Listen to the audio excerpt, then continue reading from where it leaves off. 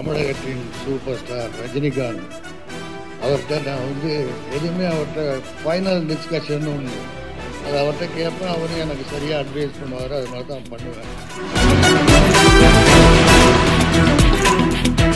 Vijay super Vijay, அருமையான கதை, பிரமாதமாக வரும் படம்.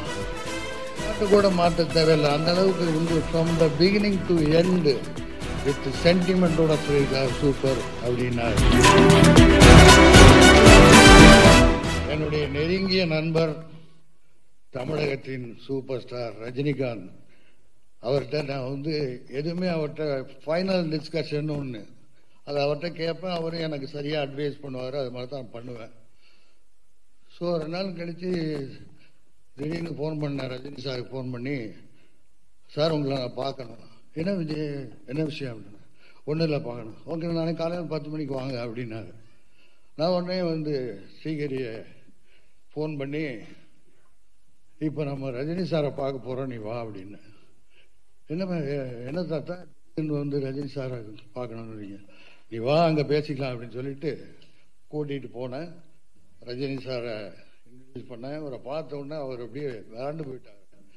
என்ன விஜய், சின்ன குழந்தைய பார்த்தது, இவ்வளோ பெரிய பையனாக இருக்காரு, என்ன பண்ணுறாரு இந்த மாதிரி லண்டனில் படிச்சுட்டு வந்திருக்காரு. இப்போ முக்கியமான ஒரு டிஸ்கஷன் என்ன அப்படின்னா, அவர் டைரக்ஷன் படிச்சிருக்காரு, நடிப்பு படிச்சிருக்காரு, ப்ரொடக்ஷன் படிச்சிருக்காரு.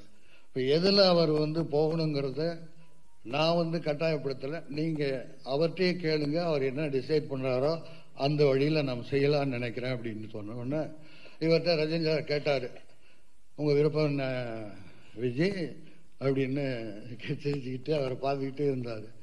அப்போ சொன்னார், நான் அங்கிள் நான் ஆக்ட் பண்ணுறது தான் இப்போ விரும்புகிறேன், ஏன்னா அதுதான் ஒரு சிறந்த இதுவாக இருக்கும்னு நான் கருதுன்னு சொன்னோன்னே, அப்புறம் என்ன விஜய் அவரே ஆக்ட் பண்ணணும்னு சொல்கிறாரு, ஒரு நல்ல கதையாக பார்த்து, நல்ல ப்ரொடியூசராக பார்த்து, நல்ல டைரக்டராக பார்த்து நீங்கள் பெருசாக பண்ணுங்க அப்படின்னாரு.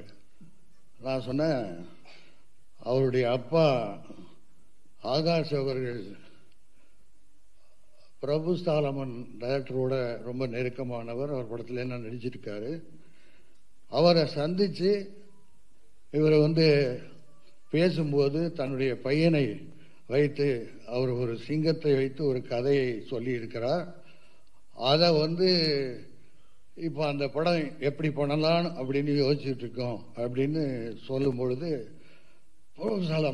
Very good director, super Vijay, அப்போ என்ன கதை, என்ன அப்படின்னாரு. நான் சொன்னேன், ஒரு சிங்கமும் இந்த ஹீரோவும், ஹோஹோ படத்தில் சிங்கம் ஒரு ஹீரோ, இவர் ஒரு ஹீரோ, ரொம்ப நல்லா இருக்கேன். கதை என்ன? கதை எனக்கு முழுசாக தெரியாது சார், கதையை பற்றி டைரக்டர் தான் தெரியும் அப்படின்னோடனே கேட்கணும்னு ரொம்ப லைக் பண்ணுறேன் அப்படின்னாரு. சரி சார், ரொம்ப நன்றி.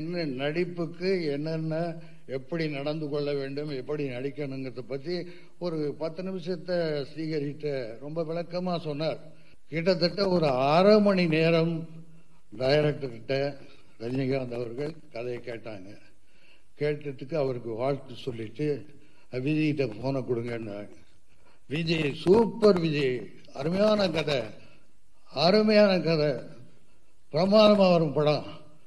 ஷாட்டு கூட மாற்ற தேவையில்லை. அந்த அளவுக்கு from the beginning to end with சென்டிமெண்டோட சொல்லியிருக்கார் சூப்பர் அப்படின்னாரு. ரொம்ப மகிழ்ச்சியாக இருந்தது.